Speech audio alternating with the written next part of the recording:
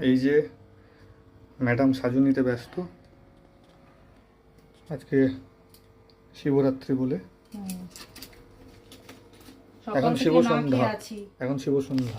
এখন সাজুগুজু করছি, বাড়িতেই জল ঢালবো, তারপর পাড়ার মন্দিরে যাব পাপাকে নিয়ে। তোমরা কে কে শিবরাত্রি করছো বা করেছো, ভিডিওটা হয়তো একটু পরে পোস্ট করব, কমেন্ট করে অবশ্যই জানিও। শরীরটা খুব খারাপ লাগছে, সকাল থেকে না খাওয়া তো।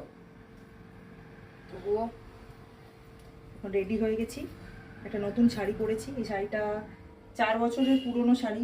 4 বছরের নতুন শাড়ি? পুরনো শাড়ি নতুন। 4 বছরের নতুন শাড়ি? হ্যাঁ, 4 বছর পুরনো নতুন শাড়ি। 4 বছর পুরনো নতুন শাড়ি। এটা চুলটা কিছুতেই সেট করতে পারছি হ্যাঁ না। ঠিক আছে। তো এটা আমার বিয়েতে পাওয়া শাড়ি।